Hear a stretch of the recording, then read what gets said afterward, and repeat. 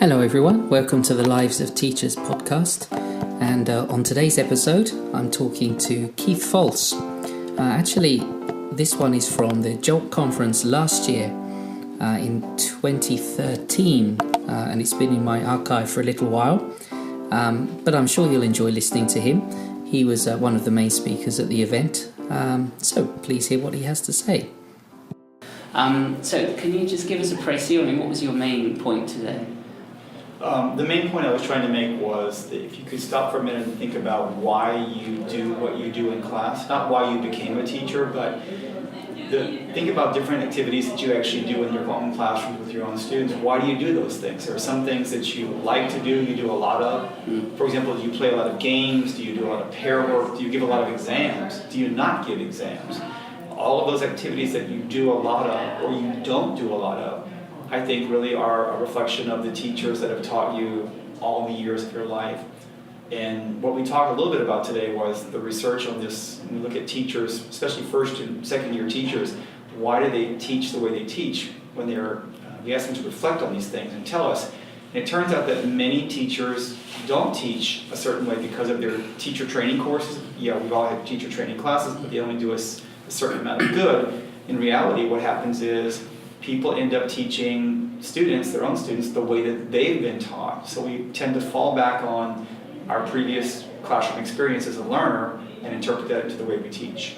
I think you mentioned that maybe a lot of us kind of fall into English language teaching or start by accident. Mm-hmm. And you explained one of your stories about how you had to teach a writing class. Mm-hmm.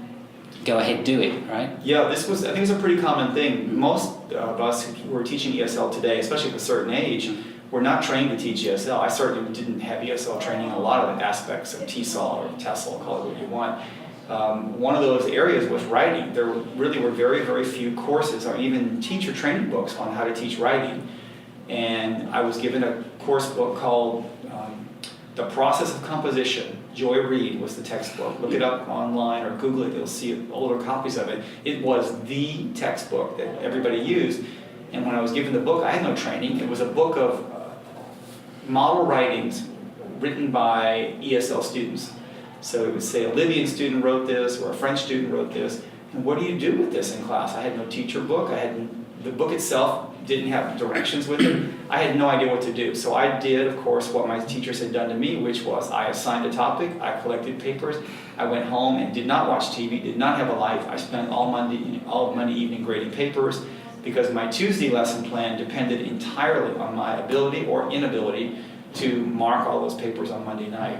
And in workshops tomorrow, I'll talk about other alternatives for that. But the reason we all tend to do that is because that's what was done to us. It's the only model we really know.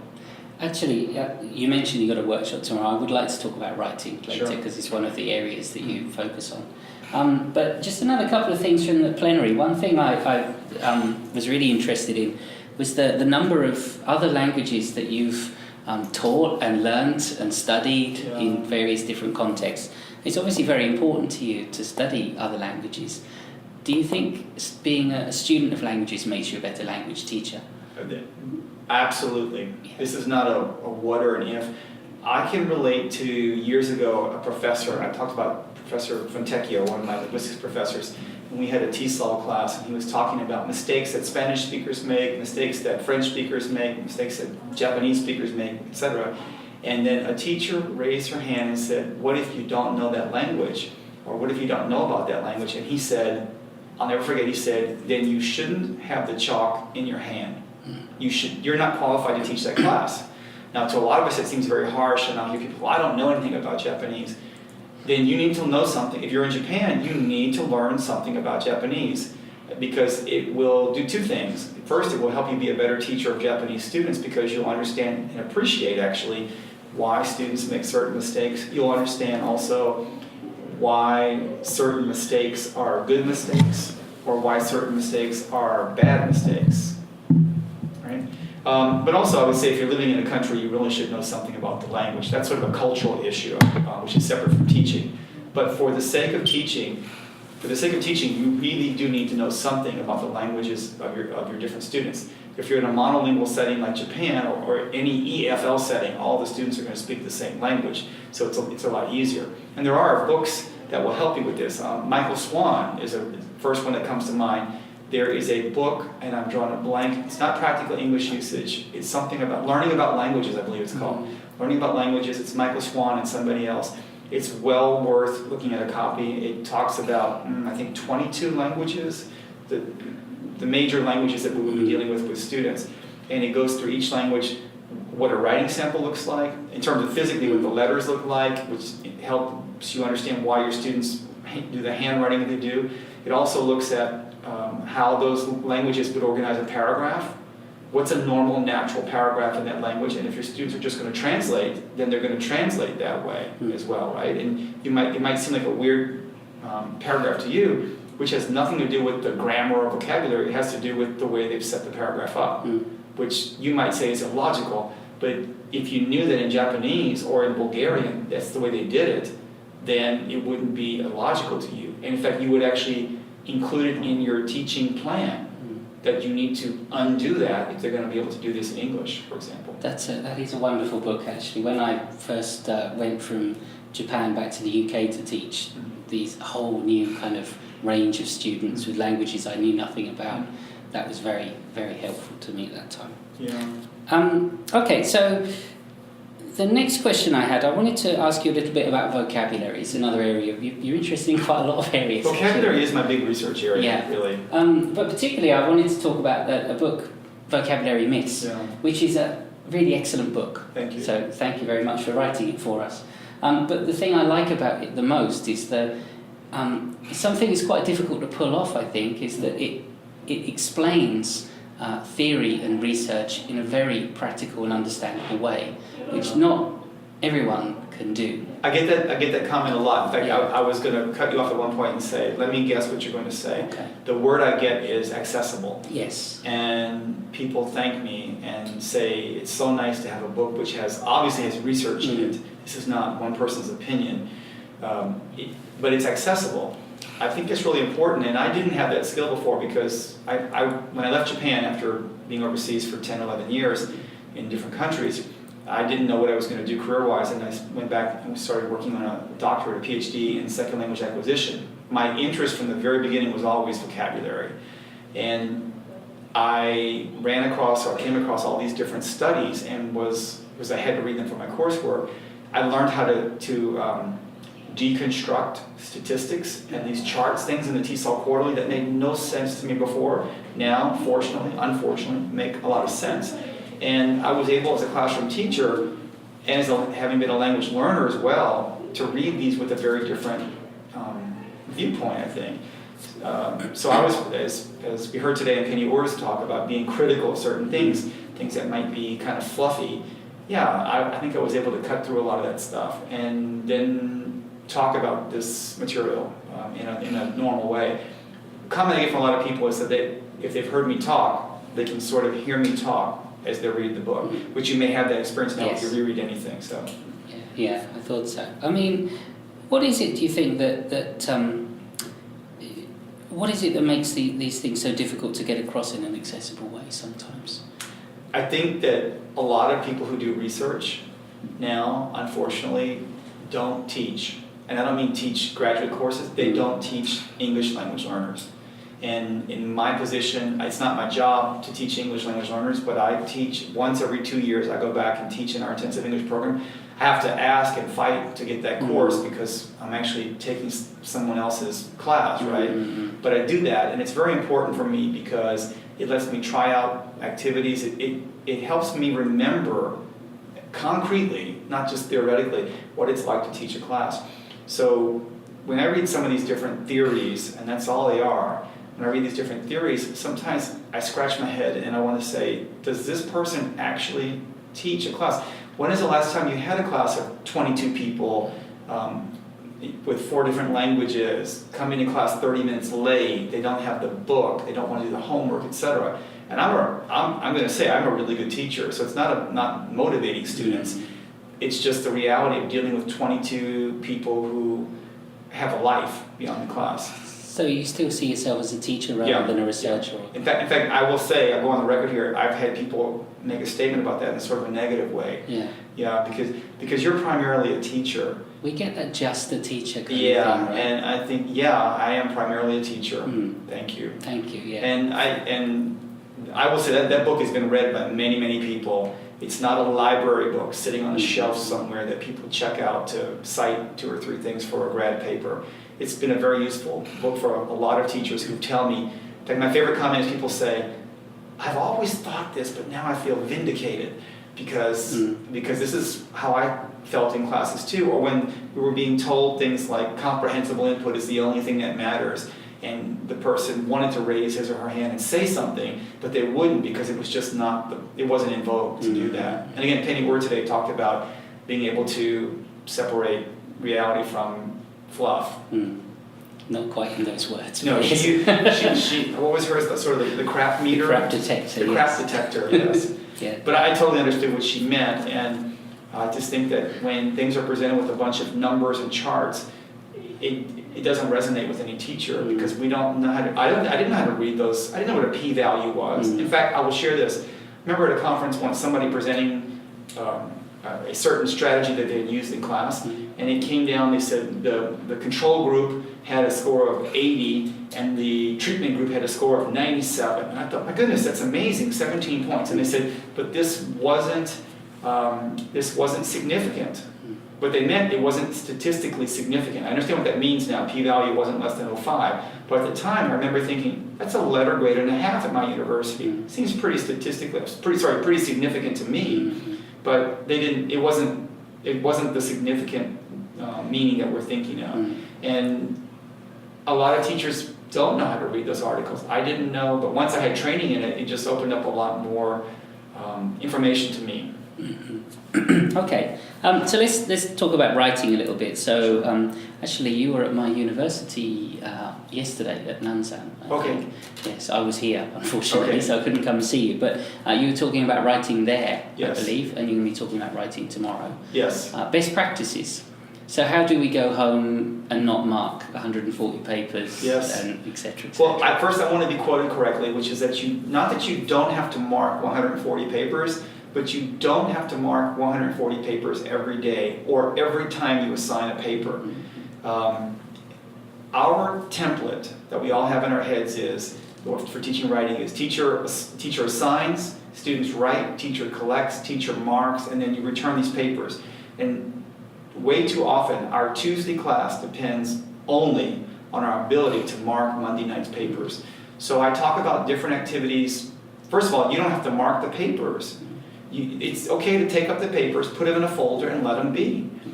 If the student wrote the paper earnestly with the thought that you might mark the paper, and your goal was to have the student practice writing, and let me back up and say, you become a better writer by writing, not listening to lectures on topic sentences, although that's important, but you have to actually write sentences, write paragraphs, write essays. But if you're going to have students do these writing activities, and they're good activities, the mere act of writing the activities could be enough. And I'm not saying you don't ever mark papers, that's not what I'm saying. But if they've written 20 papers, I no longer, and I mean zero longer, feel compelled to mark to all 20 papers. We don't. Students don't know what's going to be marked or when. So they write hard, is that the correct term? Yes, I don't know, yes. they write hard and they write well because it just might be, something might happen to that paper. It might be corrected at some point. Like your typing teacher, right? But I told the story of my teacher, Mrs. Cameron. That's where I got the idea from. And I was giving the example of when I was learning how to type. This was a teacher who gave us, let's say, 3 or 4 different activities on Monday, on Tuesday, on Wednesday, and on Thursday. And she knew that nobody in 10th grade could possibly finish all that work within the 45 minutes of the class. Friday was makeup day. She never gave a new assignment, and I should add, she did not pick up any papers on Monday through Thursday. She only picked up papers on Friday. But on Friday, at the end of the hour, after you had worked diligently and frantically, is probably the best adverb, to finish everything, she would go to the front of the class and pick up 2 papers. Never 3, never 1, always 2.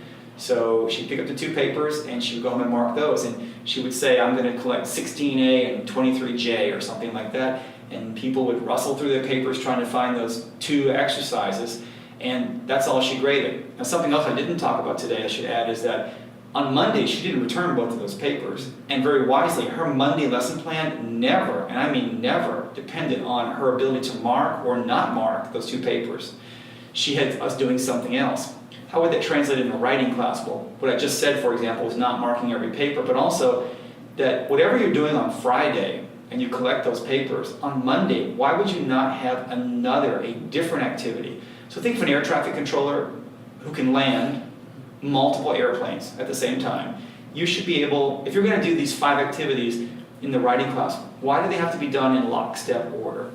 Granted, if you're doing a topic sentence and you're doing a paragraph for that same thing, I get it. But why could you not be doing 2 kinds of paragraphs at the same time? And so when you do the topic sentences for descriptive writing, and then you might be doing supporting details for your comparison contrast paragraph or essay, students can handle doing more than one rhetorical mode at a time. It takes some planning, it really does. Just as being an air traffic controller and not having planes crash, it takes some training and some thought. But once you plan it this way, your life will be a lot easier because you don't have to grade those papers by the next class meeting. So in addition to the fact you might not even be grading that paper. So those are some of the activities. And also we talk about activities from some of my textbooks in grade writing. The idea that, one reason that that's so popular is the textbook is so full of all these activities. And what I was saying is people who teach writing classes, they don't know what to do. I didn't know what to do. I wouldn't know what a writing activity looked like except write, give me the paper, kind of a thing. So an activity you could do would be, for example, you could have a sentence combining activity.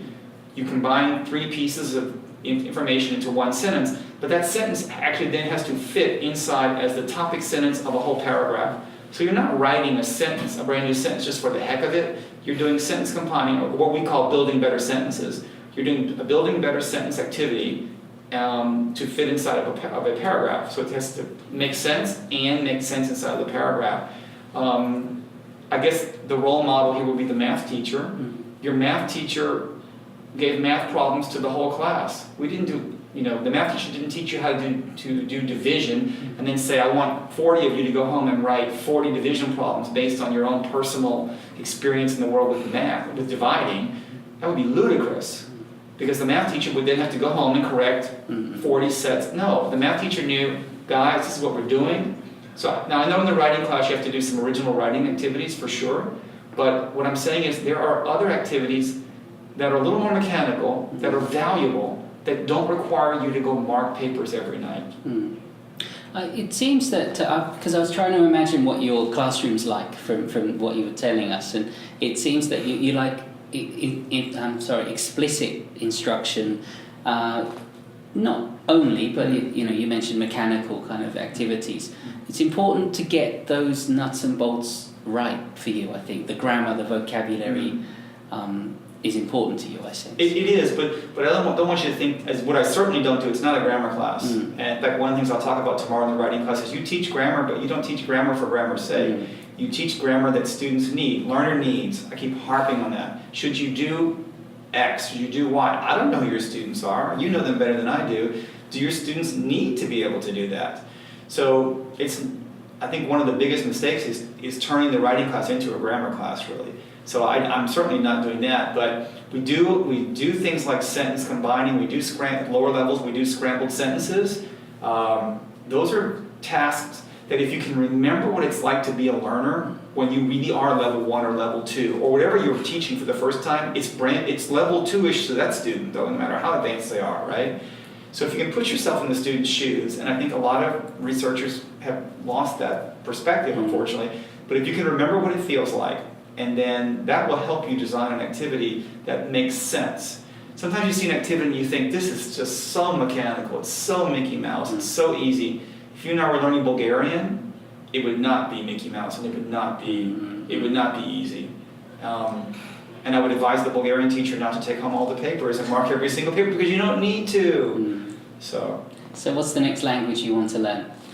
No more. That's enough? No, actually, what would be useful is either Chinese or Russian, because I hope to be applying for a sabbatical in the next year or two, And I've talked about this with people about what I would do in the sabbatical. What would be useful for me is to try to tackle a new language. Not to learn the language in order to be able to speak it. Of course, that sounds kind of silly, does it not? But it's to be able to go through the experience of what it's like to suffer through kanji on the board. My goodness, look how many strokes that one's got, kind of a thing. Or where do you put the kanji? Or after you've written the kanji on the page, then this teacher says, just crosses it out and says, no, that goes somewhere else. Like, you just crossed out 45 seconds of my life because it took me to scribble that thing down, right? But the point is, I think all teachers, even if you're here in Japan and you think, I hear this all the time, I'm only going to be here for 1 year, I don't really need to learn some Japanese. Well, if you're teaching Japanese students, you do need to learn some Japanese. Not to be able to communicate with them, that's not the purpose. It's for you to do two things. One is to be able to have that experience that you know what it's like to do fill in the blank or multiple choice, or someone gives you a 7-minute time limit and you need more time. How frustrating it is to have the paper taken away. How frustrating it is to always be the last learner doing something. And I can relate to that oh so well, unfortunately. But then also then it's just, I think it makes you a better teacher because you have the experience of learning a language and you also have the experience of someone teaching something to you that you really don't know, and you get to really experience what you like and what you don't like. Do you find it difficult to be a language student now, in a classroom situation? This is a really good question. All language teachers are bad students. Now, not so much bad students in the sense of I can't learn the language, but we're very critical in class. Not because you're a language teacher, but because you're a teacher. Because you know what that person's supposed to be doing. Today I talked about when I was studying in the Japanese program in Tokyo. It's a short, intensive program. And I had 3 teachers, and I talked about Kimura Sensei, who was the good one, the really good one. But there was one, you just knew she had put this together 5 minutes before class. I mean, the handouts were still warm. And it wasn't because she had just gotten access to the machine. You photocopied anything and brought it in here today. There was no plan. Very unlike the other teachers. Yeah. Okay, well, good luck with Chinese or Russian or whatever. We'll see you here from now, okay? And thank you very much for your time. It's great to talk to you. I appreciate it. Thank you so much. Thank you. And that was Keith Folse talking in 2013 about his plenary talk at the JOLT conference in Japan. And there are plenty more interviews like this. You can subscribe on iTunes, or you can find all of the interviews at www.livesofteachers.com. So for now, thank you very much and see you next time.